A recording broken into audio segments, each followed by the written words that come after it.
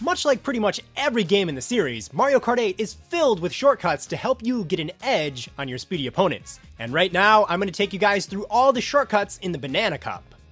First up, we're heading over to Dry Dry Desert from Mario Kart Double Dash. To begin with, I want to point out the obvious here. Make sure you do tricks off of all these falling pillars as much as possible, and after every lap you'll find more and more. You can even boost over the sand here to grab this one for a shortcut. You'll cut through the entire turn, so it's pretty helpful. And when you arrive at the quicksand pit, you can use a mushroom boost or a Starman to cut right through the middle. But don't get too close to the center because you will get sucked in. And finally, when you arrive at the watery oasis, be sure to pull off some tricks from the islands and the little water spouts that are gushing from the ground. Basically, this course is filled with tricky opportunities, so be sure to take advantage of them. Moving along to the classic Donut Plains 3 course.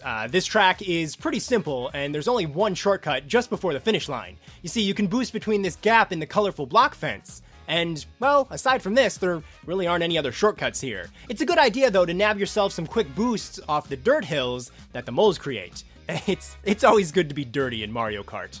Royale Raceway is very pretty, but it doesn't really have too many interesting shortcuts. The one and only shortcut here is pretty obvious. It's the little ramp off in the grass. If you manage to have a boost, you can speed right off the ramp and grab a boost from it. I will say though, Royale Raceway does have quite a few turns that you can make more sharply with a boost, basically cutting through the grass, so definitely something to keep in mind.